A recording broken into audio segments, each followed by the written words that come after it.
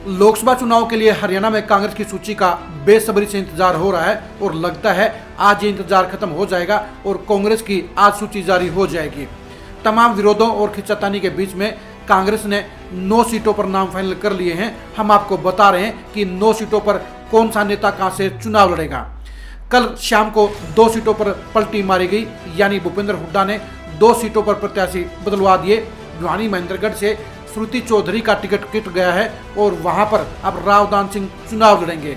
इसी तरह से गुरुग्राम सीट पर भी कैप्टन अजय यादव के चुनाव लड़ने के मंसूबे धरे के धरे रह गए हैं और वहां पर फिल्म अभिनेता राज बब्बर चुनाव लड़ेंगे। फरीदाबाद सीट पर पूर्व मंत्री महेंद्र प्रताप को टिकट देने का फैसला किया गया है। अंबाला सीट के ऊपर पहले से जारी चर्चा के अनुसार कुमारी सैलजा चुनाव लड़ेंगी। हिसार सीट पर ब्रजेंद्र सिंह जेपी पर भारी पड़े हैं, यानी ब्रजेंद्र सिंह हिसार से चुनाव लड़ेंगे। रोहतक पर पहले से ही तय कार्यक्रम के अनुसार और घोषणा के अनुसार दीपेंद्र हुड्डा ही चुनाव लड़ेंगे। सोनीपत सीट के ऊपर ब्राह्मण चेहरे को टिकट देने का काम किया गया है और उनका नाम है सतपाल ब्रह्मचारी।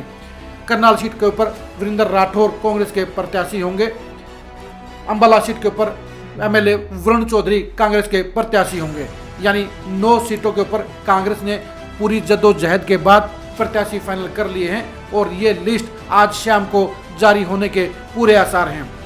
आपको ये भी बता दें कि श्रुति चौधरी की टिकट कटने के विरोध में अब किरण चौधरी सोनिया गांधी से मिलने के लिए पहुंची हैं। वो आखिरी बार ट्राई मारेंगी और ये कोशिश करेंगी टिकट उनको मिल जाए।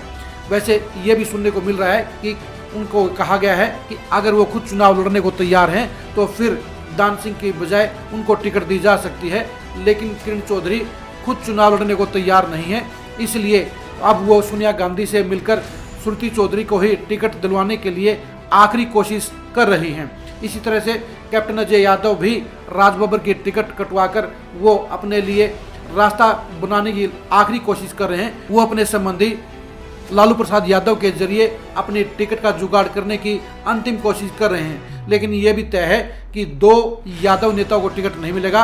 यानी अगर रावदान सिंह की टिकट भिवानी में बरकरार रहती है तो उस कंडीशन में कैप्टन अजय यादव को टिकट नहीं मिल पाएगी।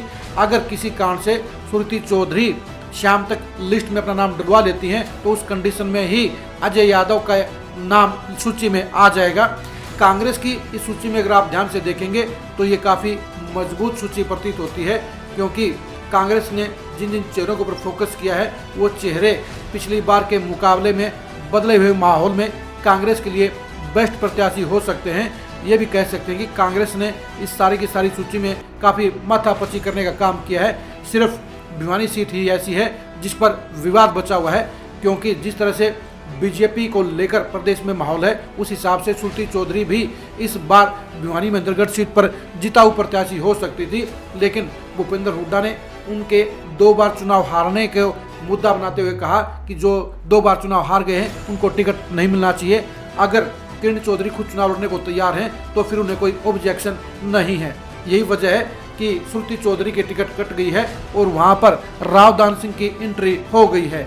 इन 2 सीटों में ही आपस में बदलाव हुआ है, यानी अगर श्रुति चौधरी को टिकट मिलती तो फिर गुरुग्राम सीट पर अजय यादव को टिकट मिलती, लेकिन भूपेंद्र हुड्डा के कारण अब ये मामला क्लोज हो गया है। लेकिन किरण चौधरी अभी भी ट्राई कर रही हैं कि भिवानी महेंद्रगढ़ सीट पर उनकी बेटी श्रुति चौधरी को टिकट मिल जाए। अब देखने की बात ये रहेगी क्या सोनिया गांधी किरण चौधरी की रिक्वेस्ट पर फाइनल फैसला बदलवाने का काम करती हैं या फाइनल हो चुकी फाइनल लिस्ट ही बरकरार रहेगी।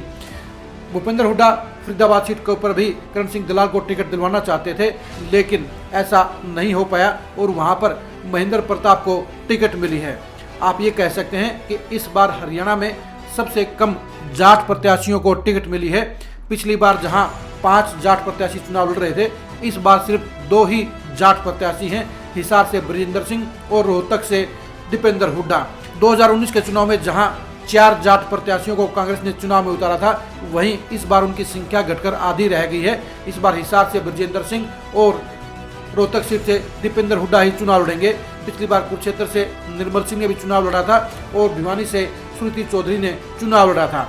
इस बार भी भूपेंद्र हुड्डा चाहते थे कि 3 या 4 जाट प्रत्याशियों को टिकट मिले, लेकिन ऐसा नहीं हो पाया और इस बार कांग्रेस ने पूरी की पूरी गिनती करते हुए जहां एक राजपूत को टिकट देने का फैसला किया है, वहीं एक गुज्जर चेहरे को भी चुनावी मैदान में उतारा है। इसके अलावा एक यादव प्रत्याशी को चुनाव दंगल में उतारा गया है।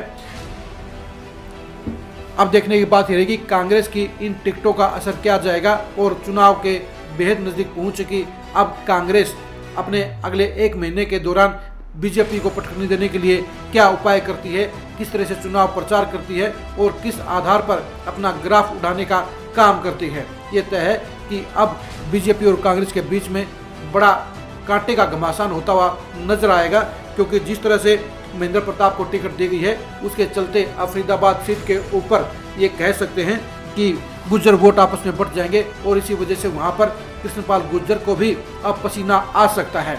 गुरुग्राम सीट के ऊपर भी अगर पंजाबी वोटरों को बांटने में राज बब्बर कामयाब रहे तो राव इंद्रजीत के लिए भी भारी परेशानी खड़ी हो सकती है। भिवानी सीट पर भी राव दान सिंह के आने के बाद अब बीजेपी के धर्मवीर को अहिरवाल की चारों सीटों पर बड़ी लीड लेने में परेशानी आएगी। अगर अहिरवाल का मिजाज राव दान सिंह की तरफ में मुड़ गया तो फिर धर्मवीर के लिए संकट खड़ा हो सकता है। वो चुनाव में फंस सकते हैं और वो चुनाव हार भी सकते हैं।